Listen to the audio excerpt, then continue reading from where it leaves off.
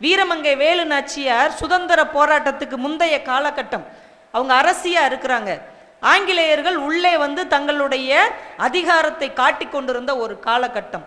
British ஏகாதிபத்தியத்தையே அந்த அம்மா எதிர்த்துட்டு இருக்கிறாங்க. ஒரு பெரிய படை வேலு நாச்சியாரை துரத்தி கொண்டு வருகிறது. அவங்க குதிரையில ஏறி தன் படையோட ஒரு காட்டுக்குள்ள போறாங்க. அந்த காட்டுக்குள்ள ஏதோ ஒரு திசையில போய் மறைஞ்சிட்டாங்க. இந்த பிரிட்டிஷ் தளபதி தகச்சு போய் நிற்கிறான். இந்த பக்கம் தானே வந்தாங்க, காணும் அப்படின்னு. அந்த இடத்துல அந்த ஊருக்கு பேரு கொல்லங்குடிங்கிற ஊருக்கு பக்கத்துல அரியாக்குறிச்சின்னு சின்ன கிராமம். அந்த காட்டு பகுதியில 13 வயசு பொண்ணு உடையாள்னு ஒரு பொண்ணு ஆடு மேய்ச்சிட்டு இருக்கிறான். அவ வீரமங்கை வேலு நாச்சியார் அவங்க தன் படையோட போறத பார்த்துட்டா. பின்னாடியே இந்த பிரிட்டிஷ் படை துரத்திட்டு வருது, தேடுது. இந்த பொண்ணுகிட்ட கேட்குறாங்க, வேலு நாச்சியார் எங்க போனான்னு தெரியுமா, அவளை பார்த்தியா? அந்த பொண்ணு கம்பீரமா சொன்னா, ஆமா பார்த்தேன். எந்த பக்கம் போனாங்கன்னு தெரியும், சொல்லு, உடனே சொல்லு.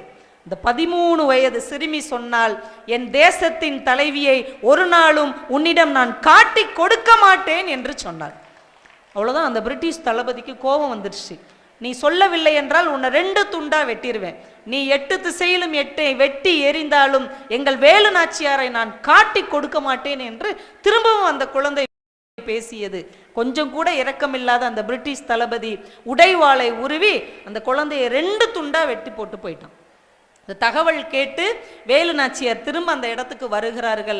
தன்னை காட்டி கொடுக்காமல் தேசபக்தியோடு உயிர் விட்ட அந்த குழந்தைக்காக, அவள் வாழ்நாளில் யாராலும் மறக்கப்படக்கூடாது என்பதற்காக அவள் இறந்த இடத்தில் ஒரு காளியம்மன் கோவிலை கட்டினார்கள்.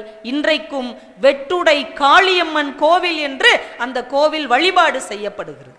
அப்போ ஒவ்வொரு கோயிலுக்கு பின்னாலும் என்ன மறைந்திருக்கிறது? நம்முடைய பண்பாடு மறைந்திருக்கிறது, நம்முடைய பாரம்பரியம் மறைந்திருக்கிறது, நம்முடைய வரலாறு மறைந்திருக்கு.